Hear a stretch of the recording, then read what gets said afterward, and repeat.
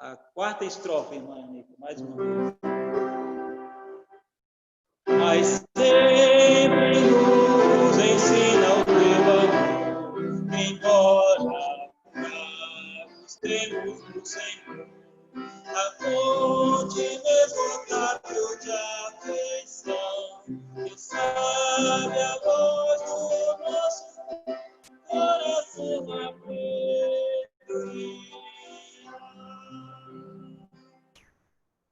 Treinar mais vezes, depois nós repete a dose, tá bom, irmãos?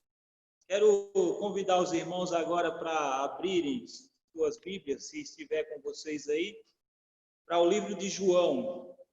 1 João, na verdade, a primeira epístola de João.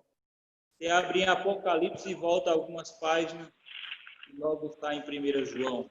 1 João, capítulo 4.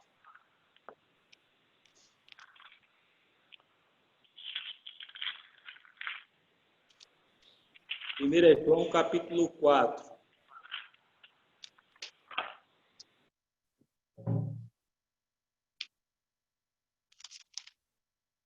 Vamos começar a leitura. Amados, não deis crédito a qualquer espírito. Antes, provai os espíritos se procedem de Deus, porque muitos falsos profetas têm saído pelo mundo fora. Nisto reconheceis o Espírito de Deus. Todo o Espírito que confessa Jesus Cristo, que confessa que Jesus Cristo veio em carne, é de Deus. E todo Espírito que não confessa a Jesus não procede de Deus. Pelo contrário, este é o Espírito do Anticristo, a respeito do qual tendes ouvido, que vem e presentemente já está no mundo. Filhinhos, vós sois de Deus e tendes vencido os falsos profetas, porque maior é aquele que está em vós do que aquele que está no mundo. Eles procedem do mundo, por essa razão, falam da parte do mundo, e o mundo os ouve. Nós somos de Deus, aquele que conhece a Deus nos ouve, aquele que não é da parte de Deus não nos ouve. Nisso reconhecemos o espírito da verdade e o espírito do erro. Amados, amemo-nos uns aos outros, porque o amor procede de Deus. E todos aqueles que amam é nascido de Deus e conhece a Deus. Aquele que não ama não conhece a Deus, pois Deus é amor. Nisso se manifestou o amor de Deus em nós, em haver Deus enviado o seu Filho unigênito ao mundo para vivermos por meio dele. Nisso consiste o amor, não em que nós tenhamos amado a Deus, mas em que ele nos amou e enviou o seu Filho como propiciação pelos nossos pecados. Amados, se Deus de tal maneira nos amou, devemos nós também amar uns aos outros. Ninguém jamais viu a Deus. Se amarmos uns aos outros, Deus permanece em nós e o seu amor é em nós aperfeiçoado. Nisso conhecemos que permanecemos nele e ele em nós, em que nos deu o seu Espírito. E nós temos visto e testemunhamos que o Pai enviou o seu Filho como Salvador do mundo. Aquele que confessar que Jesus é o Filho de Deus, Deus permanece nele e ele em Deus. E nós conhecemos e cremos no amor que Deus tem por nós. Deus é amor, e aquele que permanece no amor, permanece em Deus. E Deus nele. Nisto é em nós aperfeiçoado o amor, para que no dia do juízo mantenhamos confiança, pois segundo ele é, também nós somos neste mundo. No amor não existe medo, antes o perfeito amor lança fora o medo. Ora, o medo produz tormento, logo aquele que teme não é aperfeiçoado no amor. Nós amamos porque ele nos amou primeiro. Se alguém disser amo a Deus e odiar a seu irmão, é mentiroso, pois aquele que não ama a seu irmão, a quem vê, não pode amar a Deus a quem não vê. Ora, temos da parte dele este mandamento, que aquele que ama a Deus, ame também a seu irmão. Amém? Que Deus nos abençoe, que possamos cumprir esse mandamento sempre, amar os nossos irmãos, amar uns aos outros. Vamos concluir a parte dos hinos louvando ao Senhor com o 37. Você que quiser ficar de pé nesse momento agora, eu convido você para ficar de pé. Logo depois, a proclamação da palavra de Deus com o pastor Marcos. Contigo?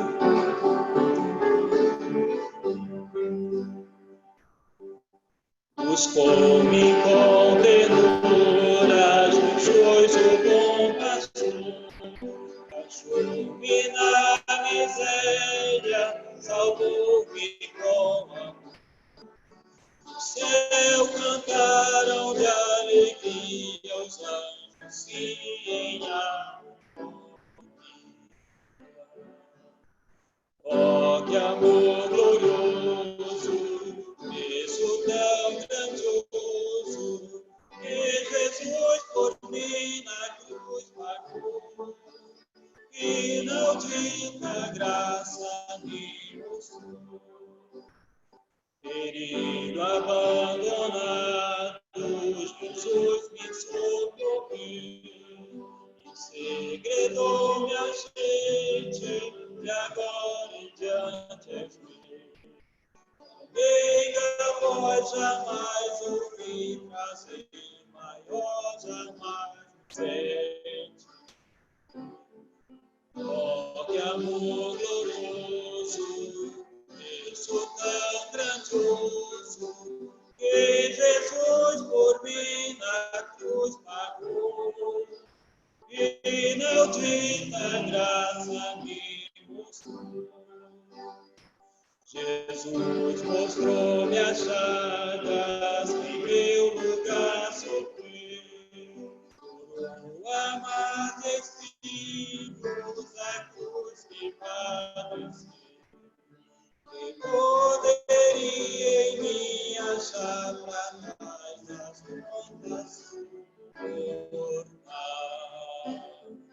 Oh, que amor glorioso, isso tão grandioso, que Jesus por mim na cruz pagou, e inaudita graça me mostrou.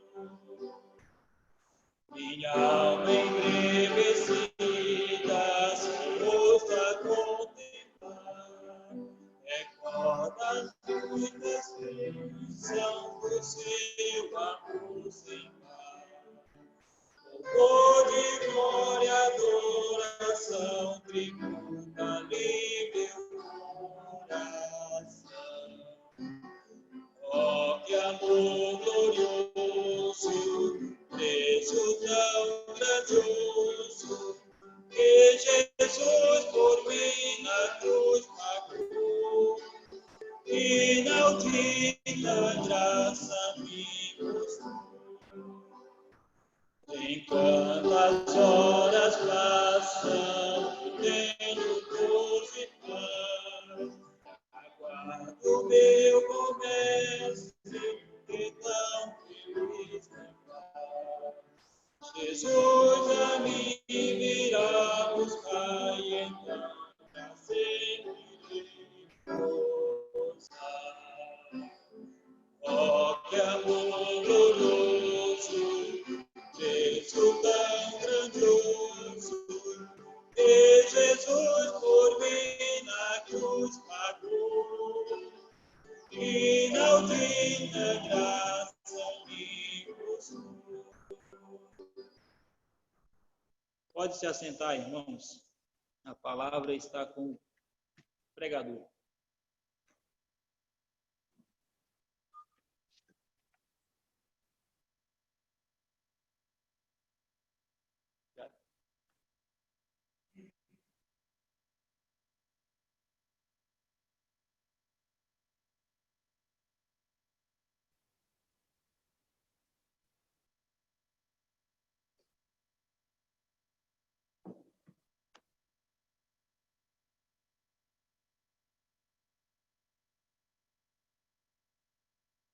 Engraçado que as pessoas dizem, se você não é uma pessoa tão bonita, mas tem bonitos olhos, nessa época de usar máscara para todo lado, você tem grandes vantagens, né? Eu estou perdido, porque nem bonito, nem bonitos olhos, então como fico? Mas como não estou aqui para falar da atual situação de saúde no mundo, e sim das escrituras sagradas, eu quero convidar cada um dos irmãos para abrirem, por favor, sua Bíblia para Daniel. Pastor, mas já mudou de Neemias para Daniel? Não, senhores. Mas vamos abrir a Bíblia para Daniel, capítulo 9, versículo 25. Daniel 9, 25. Lembra? Está entre os livros proféticos, lá do meio para o fim das Escrituras. Isaías, Jeremias, Lamentações, Ezequiel. E por fim você chega em Daniel, capítulo 9, onde nós devemos repousar por um pequeno instante para introduzirmos a mensagem de hoje de manhã. Daniel, capítulo 9, versículo 25, onde está escrito assim. Para que entendamos melhor, eu lerei do 24 até o 27, tá bom? 70 semanas estão determinadas sobre o teu povo e sobre a tua santa cidade, para fazer cessar a transgressão, para dar fim aos pecados, para expiar a iniquidade, para trazer a justiça eterna, para selar a visão e a profecia e para ungir o santo dos santos. Sabe e entende, e este é o versículo que nós estamos procurando, Daniel 9:25. Sabe e entende desde a saída da ordem para restaurar e para edificar Jerusalém, até ao ungido, ao príncipe, 7 semanas e 62 semanas. As praças e as circunvalações se reedificarão, mas em tempos angustiosos. Guarda bem todo este versículo. Sabe e entende, desde a saída da ordem para restaurar e para edificar Jerusalém, até ao ungido, ao príncipe, 7 semanas e 62 semanas. As praças e as circunvalações se reedificarão, mas em tempos angustiosos. Depois das 62 semanas, será morto, ungido, e já não estará. E o povo de um príncipe que há de vir destruirá a cidade e o santuário, e o seu fim será num dilúvio, e até ao fim haverá guerra, desolações são determinadas. Ele fará firme aliança com muitos por 1 semana. Na metade da semana fará cessar o sacrifício e a oferta de manjares sobre a asa das abominações. Virá o assolador, até que a destruição que está determinada se derrame sobre ele. O versículo 25 aqui de Daniel, ele está inserido, ou melhor dizendo, cumprido aqui em Neemias. Se você se lembra de Neemias, ou da história de Neemias, até porque dentro da classificação dos livros bíblicos, Neemias é um dos livros históricos, tá? Ele se encontra dentro do processo de reedificação de Jerusalém. Neemias, ele compungido, desejoso da restauração da cidade, e eu quero que você se lembre de alguns termos que nós usamos durante o nosso estudo até aqui. A restauração de Jerusalém representava em sentido palpável a restauração da vida espiritual do povo judeu. A dissipação do povo de Jerusalém por toda a terra conhecida, pelo exílio propriamente dito, começando com os babilônicos e até aqui, quando muita gente ainda está exilada, e Neemias é um destes. Ocorre por conta do pecado, é o reflexo da assolação espiritual do povo de Israel. Essa disciplina que vem sobre eles é uma disciplina justa, ela vem da parte de Deus, e é chegado o tempo de que as profecias haviam de serem reedificadas, as muralhas da cidade de Jerusalém. É interessante que todas as coisas, com a bênção do Senhor, vão andando e cooperando. Neemias é o homem que levaria a cabo a restauração destes muros. Neemias é aquele homem sobre o qual repousava a profecia e também se cumpria. Ele iria servir a Deus nesta obra, ele era instrumento do Senhor para esta obra. Estou dizendo, irmãos, estas coisas pelo simples fato de que é tão maravilhoso saber que Deus escolhe homens e mulheres, pecadores como eu e você, para fazermos o trabalho dele, que ele nos dá habilitações e que ele nos dá bênçãos de toda sorte para fazermos o trabalho, não é mesmo? Não é mesmo, meus irmãos que estão aí na internet, uma grande bênção que nós podemos ver Deus agindo por meio de nós, é uma grande bênção. Mas precisamos entender muito, muito bem, amados, o fato de que servir a Deus numa obra de restauração carrega consigo alguns fatores, muitas vezes não agradáveis.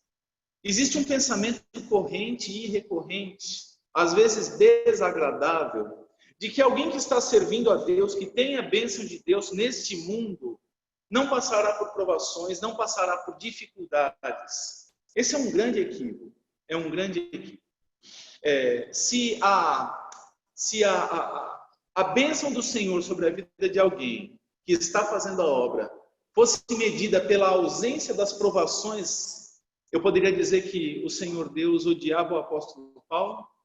Todos os apóstolos, com exceção de João, sofreram muito antes de sua morte, pelo menos é o que a história nos conta. E o outro fato é que ele odiava o próprio filho, porque o Cristo veio, sofreu, padeceu na mão dos pecadores. Logo, precisamos compreender que servir a Deus numa obra de restauração, e principalmente dentro do quadro em que Neemias está inserido, é literalmente o fato que nesta obra nós nunca deixaremos de ter, ou melhor dizendo, sempre teremos, em primeiro lugar, oposição. Oposição. Não é interessante que Neemias faz tudo certinho? Ele sente-se tocado pela narrativa que ele ouve dos seus irmãos que estavam na terra, que viviam em grande desprezo, miséria, que a cidade tinha suas portas e suas muralhas derrubadas e queimadas. Ele é compungido por aquela situação, mas ele dispõe-se, ele toma coragem, ele ora temente a Deus. E o que acontece é que ele se dirige ao rei e conversa com o rei acerca da situação. Eu estava lendo alguns comentários ao longo dessa semana. É interessante a narrativa que diz aqui que quando Neemias conversou com o rei, a rainha estava presente. Alguns detalhes, às vezes passam um pouco desapercebidos. E alguns dos comentaristas das escrituras têm dito que essa era uma reunião até relativamente intimista, porque caso contrário a rainha não estaria ali. Precisamos entender que Neemias tomou todas as atitudes corretas. Ele orou durante um prolongado período, 4 meses pelo menos. Antes de se dirigir ao rei, ele pede a bênção do Senhor numa brevíssima oração. Ele apresenta a sua questão. O rei abre o coração para ele, não pode resistir ao seu pedido e concede que ele vá. Dá a ele autorizações e deliberações para que ele passasse. Eu não sei se você está bem situado geograficamente, mas se você não está, eu vou fazer um desenho aqui no ar, e eu espero que você entenda. Neemias estava bem aqui, numa terra por nome Elão, numa das suas principais cidades chamada Suzã.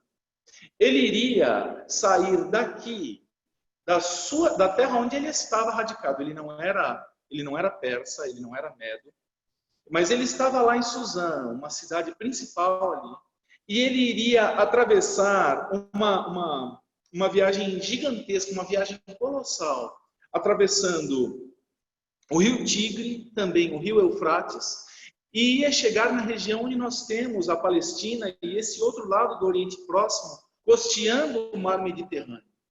Os povos deste enorme império médio-persa ou persa eram povos que haviam sido tirados dali e trazidos sob domínio de diversos imperadores, desde o começo por meio dos babilônicos e agora, por fim, por meio dos persas.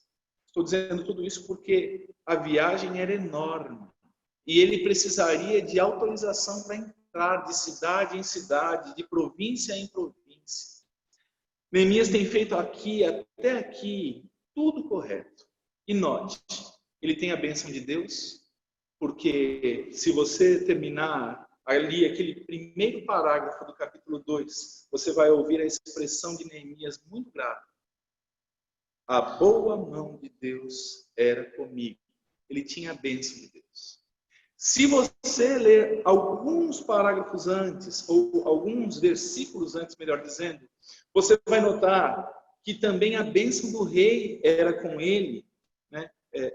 O rei permitiu que ele fosse e deu cartas. Estas cartas que ele carregava consigo, literalmente são o decreto mencionado por Daniel 9:25, que nós já lemos.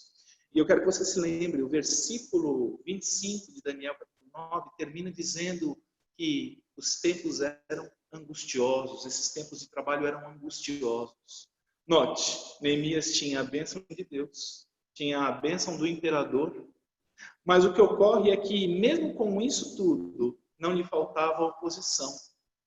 Quando se trata de um processo de restauração, seja ele espiritual ou físico, sempre há oposição.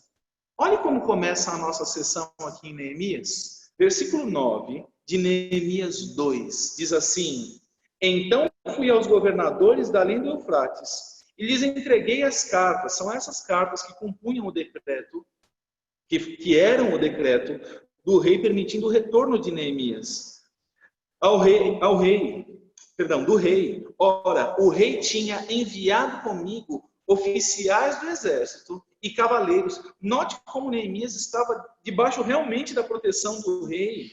Essas coisas que ele levava consigo, pessoas, as cartas, compunham um tipo de escolta que acompanhava ele por ali para que ele chegasse seguro. Era literalmente, Deus transformou esta missão numa missão oficial do império. E o que acontece é que ele está indo. E embora tenha todas essas bênçãos e toda essa direção, toda essa proteção, ocorre que os governadores locais, no final aí do versículo 10, estavam incomodados com a ida de Neemias para lá. O versículo diz assim: disto ficaram sabendo Sambalate, o horonita, e Tobias, o servo amonita, e muito lhes desagradou que alguém viesse a procurar o bem dos filhos de Israel. Talvez você fica lendo aí e fala, mas por que isso desagradou a eles? Peço para você avançar um pouquinho aí na sua leitura em Neemias e vamos até o versículo 19 também, onde fala da atitude destes homens, e agora não mais 2, mais 3, diz assim: porém Sambalate, o horonita, e Tobias, o servo amonita, e Gesem, o arábio, quando o souberam, zombaram de nós e nos desprezaram e disseram: que é isso que fazeis? Quereis rebelar-vos contra o rei? Então lhes respondi: o Deus dos céus é quem nos dará bom êxito. E eu paro minha leitura aqui. Note, o fato deles estarem, de Neemias estar indo com sua comitiva, na verdade, esse tipo de grupo, esse tipo de restauradores autorizados pelo imperador para chegarem ali em Jerusalém, estavam sendo destratados, talvez por ignorância deles, mas muito possivelmente, conforme a história humana ou registrou, este homem Sambalate, que foi em certa altura governador de Samaria, não é uma afirmação que estou fazendo da minha cabeça, tá bom? Isso está em registros históricos, nos manuscritos chamados manuscritos de Elefantina. São esses. Eu não consultei os manuscritos, estou citando uma citação. Registram que esse homem Sambalate era governador de Samaria, e um detalhe, ele tinha muito poder em toda aquela região. Também esse indivíduo chamado Tobias, que é aqui chamado de um servo amonita, ele foi um indivíduo que foi um escravo, conseguiu sua liberdade e chegou a tornar-se governador da região de Amon. E ele acabou por ter um domínio tão grande que o fato de haver alguém desejando restabelecer o povo na terra prometida, causava a eles um grande incômodo, um grande temor. Irmãos, quando lidamos ou quando compreendemos a obra de restauração do Senhor usando pessoas, precisamos compreender que essa obra sempre vai ter participação de um fator que é inclusive importante: oposição. Oposição. Eu não sei se vocês já têm tido esse tipo de experiência. Eu me lembro de uma vez em que eu disse ao meu saudoso e querido pastor Moisés, queríamos fazer alguma coisa na igreja e era algo que levaria, se eu fizesse sozinho, levaria 10 dias. E se eu envolvesse os demais irmãos, aquilo seria feito num dia, um dia e meio de serviço. Era serviço braçal da igreja. E ele me disse, imediatamente, quando eu dei as ideias para ele, ele falou: envolva os irmãos. Eu falei: mas pastor, todo mundo trabalha, eles vão ficar... vai ser meio chato para conseguir reunir todos eles. Ele disse: envolva os irmãos, pastor. Eu falei: mas por que isso? Ele falou: eles vão dar um valor tão grande depois que estiver pronto. Amados, a oposição, no caso de uma obra física, muitas vezes é o cansaço, os impedimentos físicos, os impedimentos de distância para realizarmos. No caso aqui de Neemias, era sem dúvida nenhuma estes homens que exerciam poder naquela região e que ficavam desagradados com o fato de alguém estar querendo o bem do povo judeu. Amados, oposição é algo que não só nos faz mal, ela nos faz mais bem. Nós aprendemos a cair para aprendermos a nos levantar, não é mesmo? Uma criança aprende a andar dessa maneira. Numa obra de restauração, sempre teremos oposição. Mas uma obra de restauração não é composta só de oposição, senão não sairia, não é verdade? Ela é composta de sondagem e grande planejamento. Eu quero que você note, Neemias chega a Jerusalém, versículo 11, cheguei a Jerusalém, onde estive 3 dias. Então à noite, versículo 12, me levantei, e uns poucos homens comigo. Não declarei a ninguém o que meu Deus me pusera no coração para eu fazer em Jerusalém. Não havia comigo animal algum, senão o que eu montava. De noite, saí pela porta do vale para o lado da fonte do dragão e para a porta do monturo, e contemplei os muros de Jerusalém, que estavam assolados, cujas portas tinham sido consumidas pelo fogo. Passei a porta da fonte e ao açude do rei, mas não havia lugar por onde passasse o animal que eu montava. Subi à noite pelo ribeiro e contemplei ainda mais os muros. Contemplei ainda os muros. Voltei, entrei pela porta do vale e tornei para cá. Não sabiam os magistrados onde eu fora, nem o que fazia, pois até aqui não havia declarado coisa alguma, nem aos judeus, nem aos sacerdotes, nem aos nobres, nem aos magistrados, nem aos mais que faziam a obra.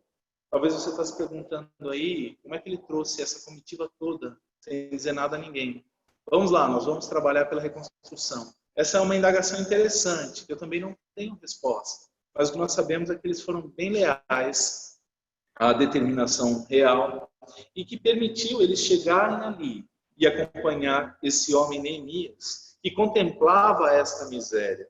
É preciso dizer, irmãos, que este planejamento envolveu muitas avaliações de Neemias. Quando vamos fazer uma obra na nossa casa, seja ela de qualquer natureza, seja uma obra elétrica, uma obra de construção, uma obra mecânica, sempre nós chamamos alguém para fazer um orçamento. Essa palavra é comum a todos nós, não é? Vamos fazer um orçamento.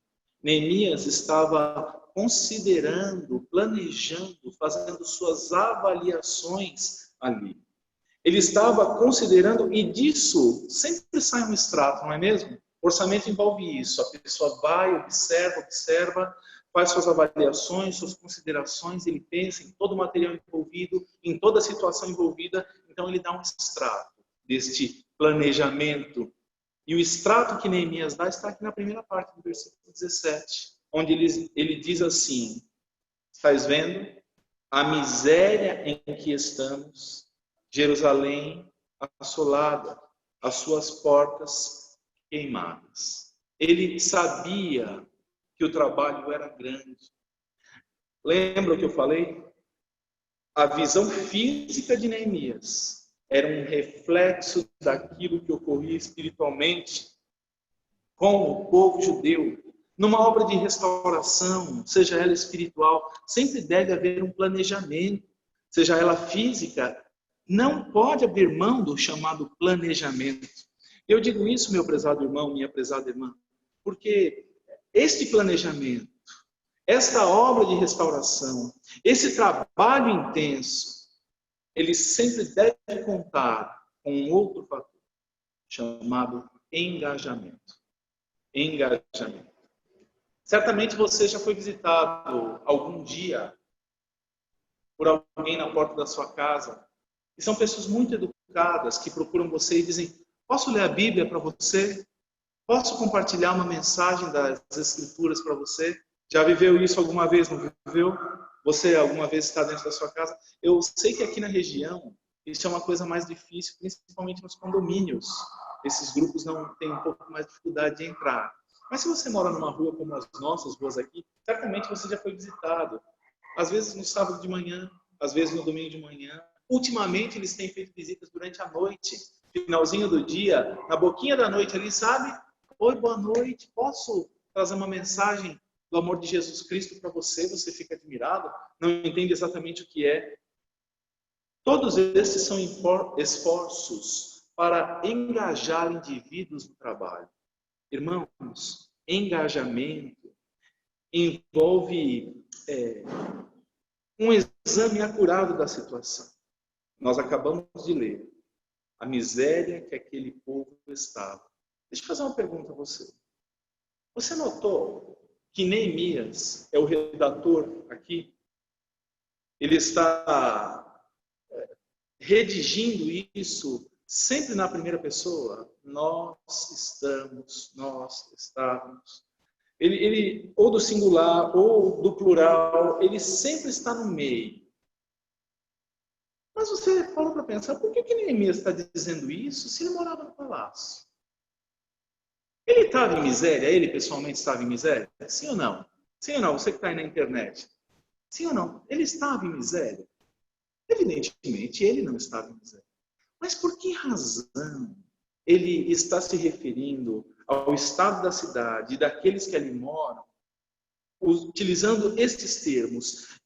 Estais vendo a miséria em que estamos? É porque ele estava presencialmente ali. Acredito que não. Acredito que Neemias, ele tinha uma visão muito mais ampla da situação. Ele olhava a semelhança do que ele fez quando ele começa a sua oração. Ele olha para a situação total do povo que outrora fora salva pela poderosa mão de Deus, que receberam antes disso as promessas da herdade na terra prometida, que receberam a eleição por meio de Abraão, patriarca da nação, e que estavam agora espalhados pela terra, justamente porque pecaram. Essa foi a oração. Neemias havia pecado? Olha, certamente ele era pecador, né? Isso é uma das coisas que nós podemos afirmar com toda certeza. Mas Neemias certamente não era como aqueles que motivaram, idólatra, como aqueles que motivaram a disciplina divina. Ele está buscando o Senhor com sinceridade. Quem sabe, convertido e mudado no seu coração. Irmãos, Neemias utiliza essa expressão estamos para trazer para si, para os que ali estão, a real compreensão da situação. Ele está apelando para o fato de que aquela cidade física apontava para o estado da vida espiritual do povo. Depois de ele dizer todas essas coisas, ele faz um convite, um desafio. Ele diz assim: vinde, pois, reedifiquemos os muros de Jerusalém e deixemos de ser opróbrio, palavra difícil, pouco usada no nosso idioma, significa vergonha, humilhação. Deixemos de ser opróbrio, deixemos de ser envergonhados, deixemos de ser miseráveis. Vamos sair desta situação como encorajamento para engajar aqueles homens, o texto diz que ele declarou, versículo 18, como a boa mão de Deus estivera com ele, e também as palavras que o rei falou. Você note, ele está virando para o seu povo e dizendo: Deus cuidou de mim e me abençoou, permitindo que eu andasse deste jeito no palácio até o ponto em que eu recebi notícias desta terra, da minha terra, da terra dos meus pais, e eu voltei para cá, por causa da situação de miséria que nós estamos. E Deus me abençoou com liberdade para conversar com o rei sobre o assunto, com cartas para transitar livremente pelas províncias, com habilitação para adquirir madeira e material para a reedificação de Jerusalém. Ele contou para aquele povo como ele havia sido abençoado por Deus, como a boa mão de Deus era com ele. Ou seja, ele faz as pessoas observarem a real situação que estão vivendo. Ele desafia elas a envolverem-se. Ele dá testemunho daquilo que Deus fez por ele e de como Deus agiu por meio, inclusive, daquele rei. E, por fim, ele obtém o que nós estamos chamando aqui de engajamento. Engajamento. Porque o povo, depois de ouvir tudo o que ele falou, disseram: disponhamos-nos e edifiquemos. E fortaleceram as mãos para a boa obra. Irmãos, de fato, quando nós temos uma obra de restauração, de reedificação, uma obra de avivamento por fazer, isso envolve indivíduos que passarão por oposição, mas que terão que planejar conscientemente o que estão fazendo e envolver outras pessoas. A razão pela qual eu estou dizendo isso, irmãos, é porque tudo na vida de uma igreja, na vida de um grupo de fé, é algo comum. Eu não sei se vocês já pararam para pensar. Você já notou como pequenos grupos são poderosos? Pequenos grupos são poderosos. Muito recentemente, nós ficamos um pouco alarmados por aqui no Brasil, um grupo de gafanhotos que estava se aproximando do país, não é? Nossa, é a primeira vez, olha, eu estou com 36 anos. É a primeira vez que eu ouço falar de gafanhoto, de uma nuvem de gafanhotos, assim. Alguém dos irmãos aqui, ou você que está me ouvindo online, alguém dos irmãos já tinha ouvido falar de alguma coisa dessa natureza alguma vez? É a primeira, já tinha, pastor, além das escrituras, já tinha. É a primeira vez. Eu fiquei tão admirado, porque as fotos que eu vi dos lugares por onde eles passaram antes, eles comem, inclusive, a casca das árvores. Eu não sabia disso. É uma assolação terrível. Eles comem tudo, tudo. Acho que até se uma pessoa ficar parada ali, é capaz de ser devorada. Irmãos, eu não estou brincando. Mas você já viu o tamanho de um gafanhoto? Se pensarmos num inseto, é um bicho enorme, não é? É um bichão assim, né? Bem grandão. Mas você, por acaso, alguma vez, já acordou, viu uma árvore bonita, bem verdinha? E depois de tarde, no final do dia, você viu ela pelada, sem folha nenhuma? Alguma vez já aconteceu isso na sua vida? Por atividade intensa de formigas ou lagartas, animais bem pequenos que são capazes de uma grande obra. Estou utilizando termos negativos porque a destruição de um gafanhoto, de uma formiga, de uma lagarta é pavoroso. Mas eu quero que vocês entendam, irmãos. De fato, envolvimento, engajamento para um trabalho dessa natureza de reedificação, de restauração, seja ela de ordem física ou espiritual, é uma coisa tão poderosa, quando isso se espalha, quando isso inflama os demais no sentido positivo, porque inflamação também é uma coisa ruim, mas no sentido daquele ardor, daquele fervor. Aqui nós estamos vendo aqueles homens que estavam na terra, dizendo: vamos fortalecer as mãos para a boa obra. Restauração, irmãos, física e espiritual é boa obra de Deus. E isso jamais acontecerá sem oposição, planejamento, engajamento. Mas eu quero terminar nosso tempo aqui dizendo que isso jamais acontecerá sem algo que é principal, o fundamental. Vamos terminar aqui o último versículo. Nós já lemos aqui da zombaria destes homens, Tobias, Sambalate e esse Gesem aqui. Mas a resposta que Neemias dá a eles é: o Deus dos céus é quem nos dará bom êxito. Seus servos nos disporemos, nós, seus servos, nos disporemos e reedificaremos. Vós, todavia, não tendes parte, nem direito, nem memorial em Jerusalém. Confiança, irmãos. Restauração espiritual envolve confiança. Queridos, nós não podemos fazer nada sem fé, sem crer que a boa mão de Deus é por nós, sem crer que a boa mão de Deus aprova o que nós estamos fazendo, sem crer que estamos debaixo da bênção do Senhor. Queridos, todos os nossos esforços podem ser vãos se nós não crermos que a boa mão de Deus é conosco. Estes homens e o homem Neemias, este homem que se envolveu intimamente, que amava aquela terra, que fez confissão pelo pecado do povo, ele estava confiando firmemente no Senhor. A obra vai começar a acontecer, mas por causa principalmente desta confiança em Deus, ele abriu todas as portas, que permitiu a ele ver a oposição, planejar a situação e observar aquele povo, bem como engajá-los. Irmãos, eu confesso a vocês, tenho orado muito nesses dias por engajamento. Um engajamento que ocorra da seguinte maneira: aos já convertidos, um desejo ardente e brilhante de servir. Aqueles que nos rodeiam não convertidos, a bênção de ouvirem por nós o Evangelho e trabalharem intensamente pelo Senhor. Eu não sei se você pode entender isso. Quando eu era mocinho, eu precisei fazer muitos cursos.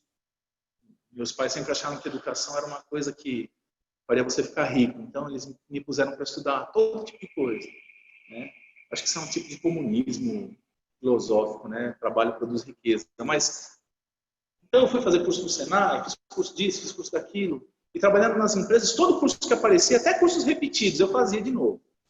E eu fui fazer um curso no Corpo de Bombeiros, curso para brigadista de incêndio. E eu lembro que quando eu cheguei no Corpo de Bombeiros, eu já sabia tudo. Então tinha o Triângulo do Fogo. Não sei se vocês sabem o que é o Triângulo do Fogo.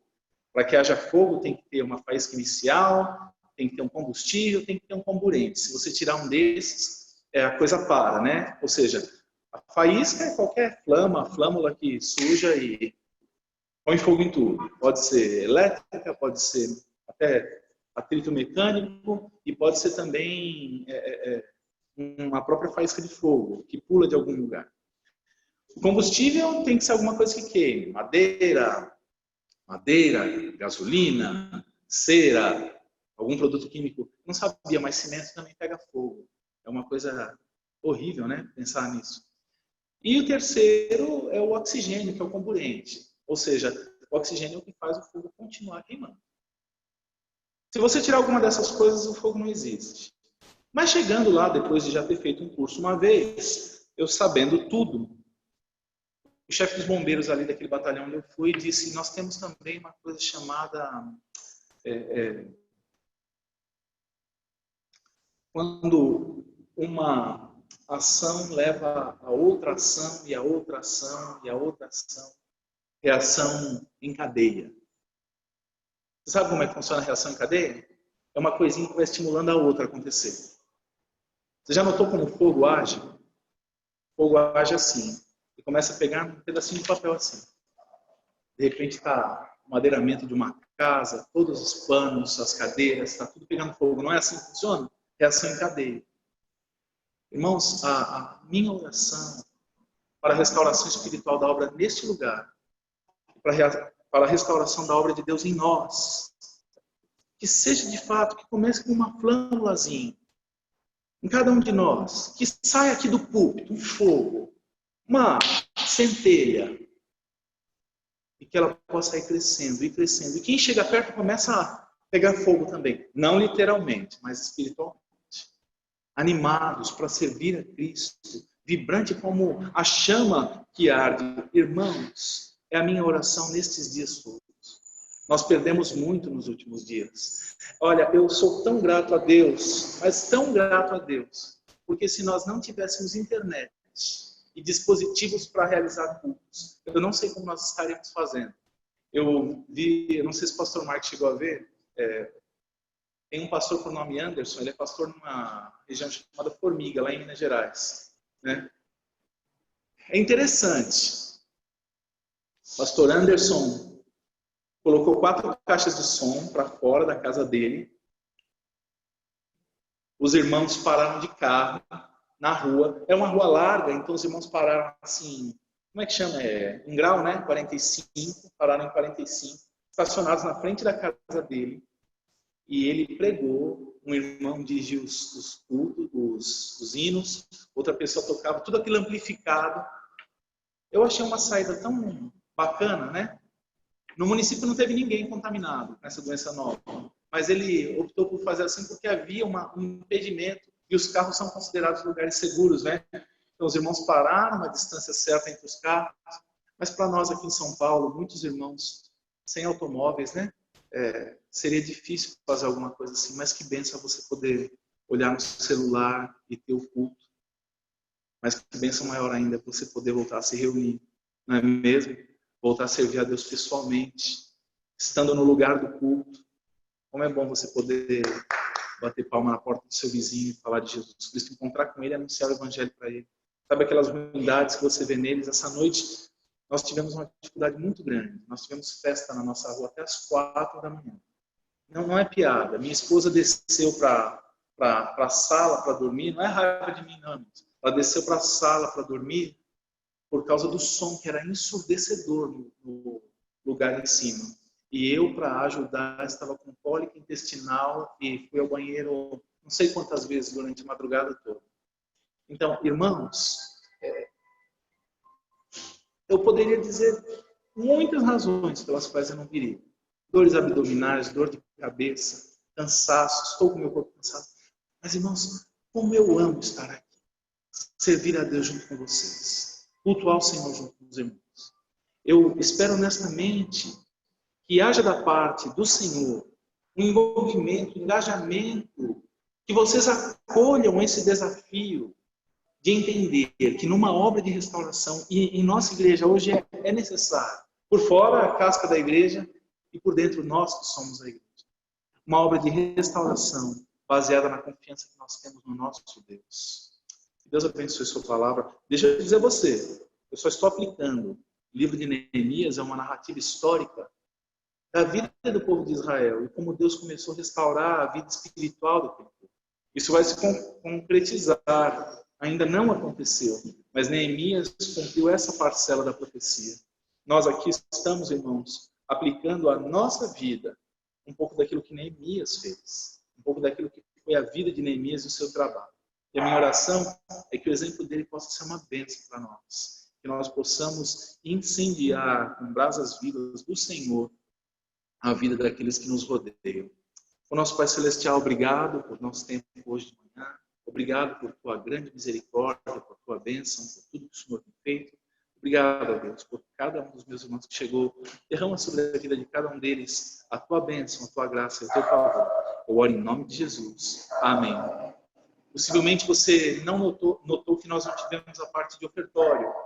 Se você veio pronto com sua oferta durante o término do culto, o gasofilaço está ali para não gerar acúmulo. Na hora que você sair, você vai, deposita sua oferta. E também um conselho meu: evite usar o banheiro na igreja, tá bom? Se você puder não usar o banheiro e não beber água na igreja, é melhor, tá? Não pode, pastor? Pode. Mas se puder não usar o banheiro nem beber água na igreja, é melhor, tá bom? Para evitar qualquer tipo de exposição desnecessária. Deus abençoe você. Os irmãos que estão aí ouvindo pela internet, não esqueçam das contribuições ao longo do mês. Nós temos compromissos para honrar. E obrigado pela fidelidade de cada um de vocês e de vocês que estão aí vendo a gente pela internet. Deus abençoe. Eu vou vou colocar o microfone ali para vocês poderem falar. Espera aí. Não, vocês podem tirar o mudo sozinhos. Eu só vou virar o microfone.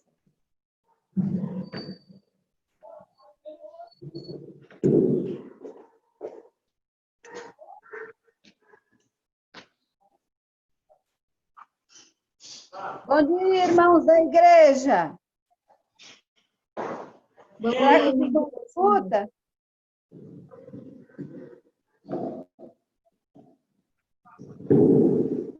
Pode falar, irmã Terezinha. Bom dia, irmãos da igreja que estão na igreja. Bom dia. Fala, Bastião. Bom dia, todos da igreja. Pastor Arthur, pastor Marcos, Ana Luísa.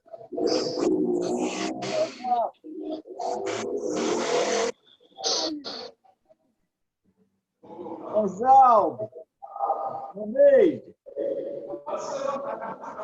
Muitos, não dá para vocês É verem. muitos. Bom dia, irmã Afra. Bom dia, irmã Terezinha. Você tá boa, irmã? Tudo bom?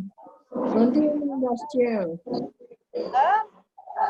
Bom dia, irmão Sebastião. Bom dia, irmã Afra. A senhora está boa, irmã? Eu estou bem, graças a Deus. Nós também estamos bem. Uma viagem danada aqui na chácara. Mas está dando para ir. Bom dia, irmã Neia. Bom dia, minha querida. Eu estou bem, graças a Deus. E você? Bom, graças a Deus, estou bem. Minha gente, eu vou me deslocar para fazer um serviço externo.